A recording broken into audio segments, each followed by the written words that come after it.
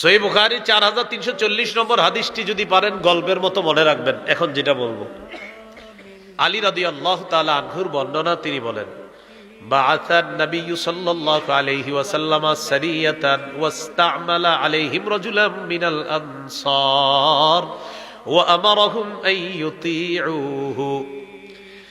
একটা বাহিনীকে নবীজি জিহাদে পাঠাইলেন, একজন আমির বানায়া দিলেন আর বললেন সবাই যেন আমিরের আনুগত্য করে। সবাই খুব মন দিয়ে শোনেন, আরো 10টা মানুষকে জানাবেন এই হাদিসটা। নবীজি একটা বাহিনীকে জিহাদে পাঠাইলেন, একজন আমির বানায়া দিলেন, সবাইকে বললেন আমির সাহেব যা বলবে সব শুনবা। তো বাহিনী নিয়ে রওনা করছে আমির সাহেব। ফাগদিবা, কোনো কারণে আমির সাহেবের রাগ উঠছে।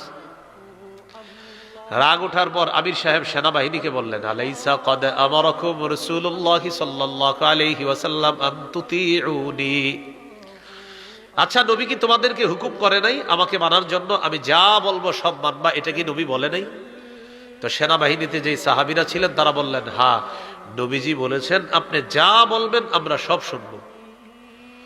আমির সাহেব বললেন, তাহলে এখন আমি যা বলবো তা শোনো। ইজমাউলি হাতবা, তোমরা আমার জন্য লাকড়ি সংগ্রহ করো। সবাই চলে যায়, গিয়ে লাকড়ি সংগ্রহ করছে। ফাজামাউ লাহু, আমির সাহেবের সামনে লাকড়ির স্তূপ করার পর আমির সাহেব বললেন, আউকিদুহা নারা, লাকড়ির মধ্যে আগুন লাগায় দাও। ফাআউকাদুহা নারা, লাকড়ির মধ্যে আগুন লাগিয়ে দিছে। আগুন লাগানোর পর এবার আমির সাহেব বললেন, উদখুলুহা, তোমরা সবাই আগুনের মধ্যে ঝাঁপ দাও। বুঝতেছেন সবাই?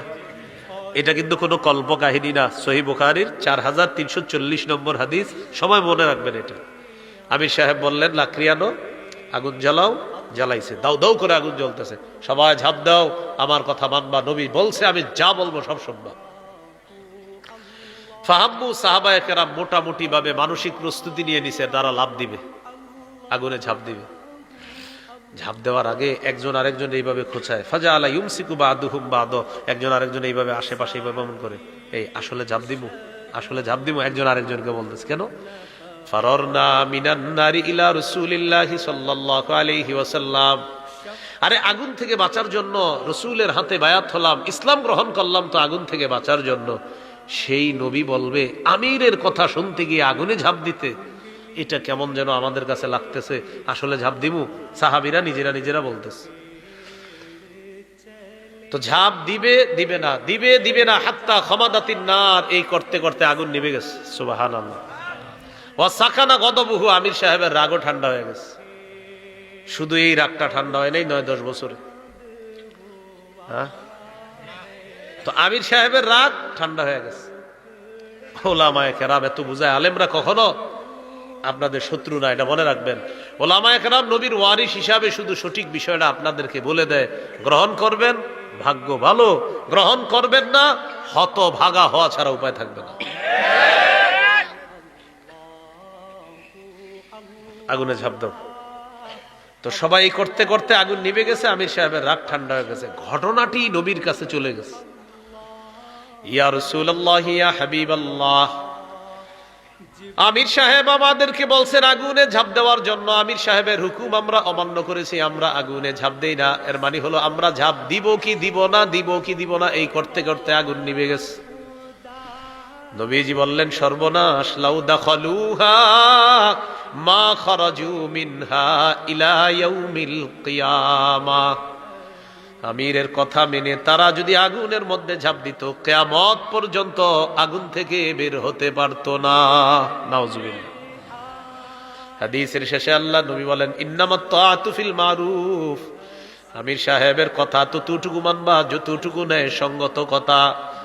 নাফরমানিমূলক কোনো কথা যদি বলে সেই কথা শোনাও যাবে না, মানাও যাবে না। আলেমরা বারবার ধরিয়ে দিচ্ছে এই ভুল ওই ভুল, সতর্ক বার্তা দিচ্ছে। এরপরেও যদি সংশোধন না হয়, পথভ্রষ্টতা হওয়া ছাড়া উপায় নাই।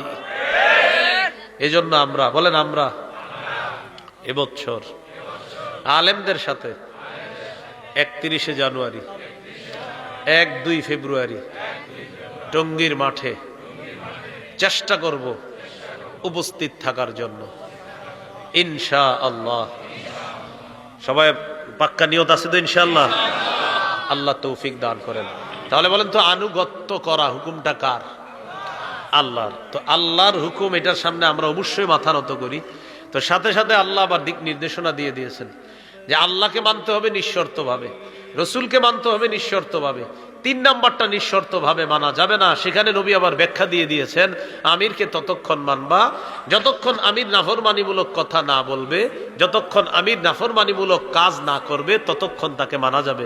আল্লাহ আমাদের সকলকে ইসলামের মধ্যে যেন থাকতে পারি, আল্লাহ তৌফিক দান।